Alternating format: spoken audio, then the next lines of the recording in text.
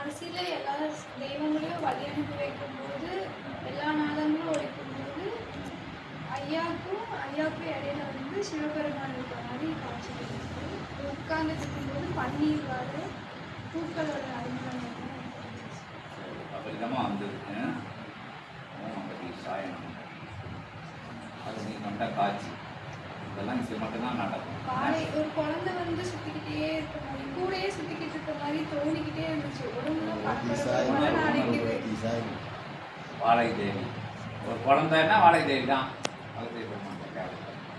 உங்க உணர்வுக்குள்ள உங்களுக்கெல்லாம் என்ன தெரியும்?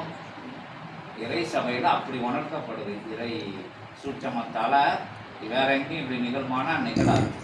சபையோட ஆற்றலை அவங்கள மாதிரி ஆள் பெற்ற உணர்த்துறதுக்கு தேவையெல்லாம் துடிச்சுக்கிட்டு நிற்காங்க. சித்தர்கள் தேவர்கள் சிவபெருமான்லாம் காட்சி கொடுக்காது.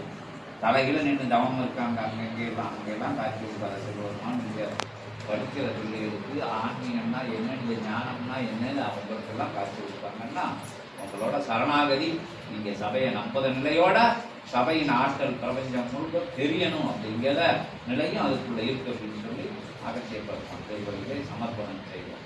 ஓம் அகதீசாய நமः.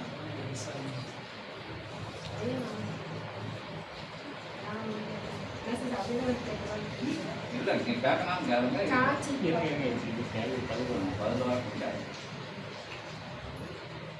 பெருமகா இறை சச்சங்கர் விழாவில் துணை கணங்களும் ஒன்றாக அமர்ந்திருந்த அகத்தியன்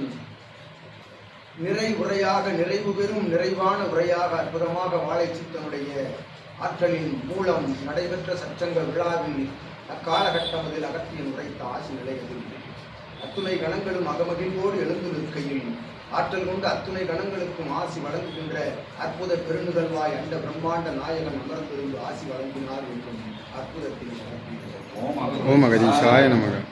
அருள் திருவடியின் பெருமகா அத்தகைய பேராற்றலை கண்ட சிறுமியே பாலகியே அற்புதமாய் உண்மை சுற்றி வந்தது வாழை சித்தனுடைய அற்புதமான அத்தகைய அனுக்கிரக நிலைக்குள் இருக்கும் வாழை தேவி என்று அகத்தியது. காய் உரைத்தாற் போல் அடுக்கடுக்காய் காட்சிகளை உரைக்கின்ற பாலகியை அற்புதமாக சிவசரணாகதி என்பது சிவசபை சரணாகதி என்பது சிவமகா வாழை சித்தன் அடிநிலையில் ஏற்றுக்கொள்கின்ற சரணாகதி என்பது இன்னும் கணக்கிலடங்கா கண்கொள்ளா காட்சிகள் எல்லாம் உள்ளூர உணர்வாய் உன் நிகழோக வாழ்வில் அமர்ந்திருந்த பொழுது அற்புதமான சபையில் தொடர்பில் இருக்கின்ற பொழுது ஏற்றப்படும் பரலோக நிலைதனை கொண்டே ஞான பயணம் மேற்கொள்வாய் என்ற அகத்தியில் நல்லாசி வழங்குகின்றோம். அற்புத நிகழ்வா